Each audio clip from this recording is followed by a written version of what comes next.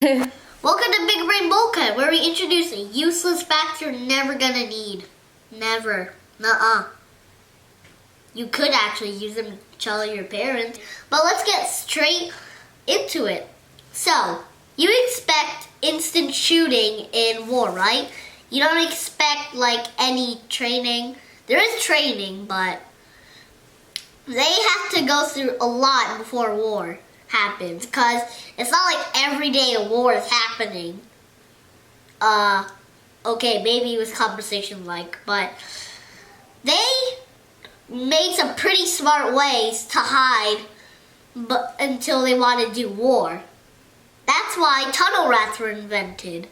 So, this is what happened. Chinese soldiers had start building tunnels underground to stay in war shelter, and the war shelter included hospitals and armories and kitchens and these well things where they would go down and do this, use your legs.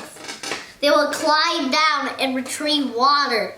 They had hospitals, that thing with water, and kitchens and HQ. That's a lot. Even a storage. And they only did this for one reason. To avoid bombers and soldiers. And they called these the Cu-Chi tunnels. Cu-Chi tunnels were very small. They are not big.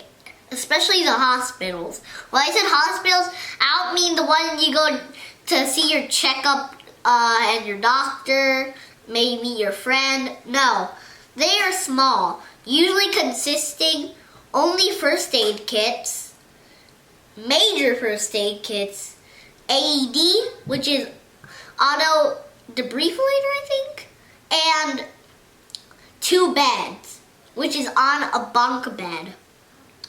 And Cu-Chi tunnels are in the middle of big. They're not this big, but if you compare real size, take a big house. Take an apartment. That's how big a Cu-Chi tunnel is.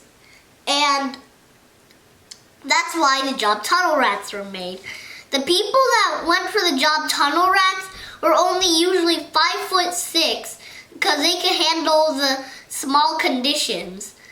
And when I mean small conditions, I mean by the Cu-Chi tunnels being very small. And should I call it the tunnel or Cu-Chi tunnel? Let's call it Cu-Chi tunnel. So the Cu-Chi tunnels, like I said, were very small. So that's why they choose 5'6". And you might be saying, oh, isn't 5'6" a little big? Well, no, because we're childs. And 5'6" was perfect because when I said they were small, I didn't mean very small, literally the size of my head. No. They were, as I said, the size of an apartment. Sorry, I've been repeating so much. So, they were very scared of this job, but they took it because it was very well paying.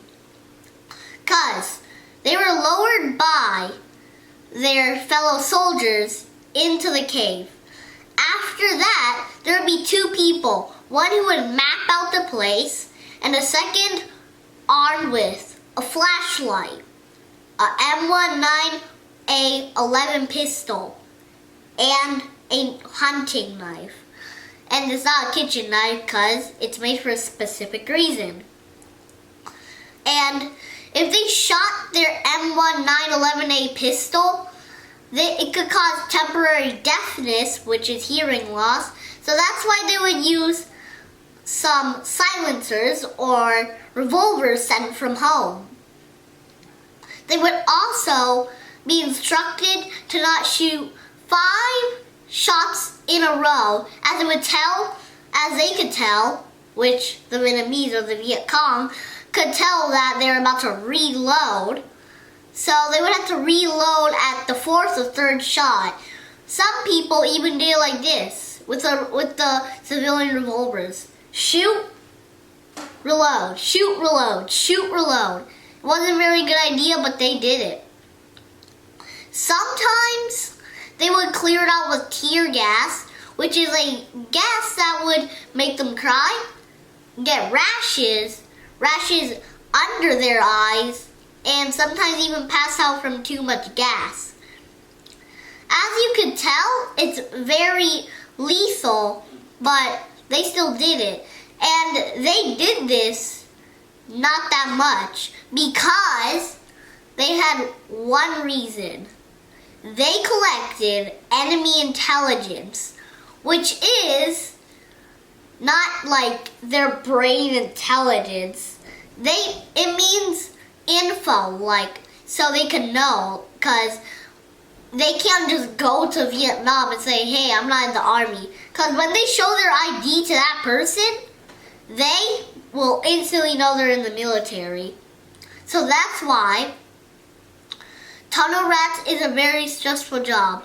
Thank you for listening to Big Brain Bowl Cut, and I hope you have a nice day. Goodbye.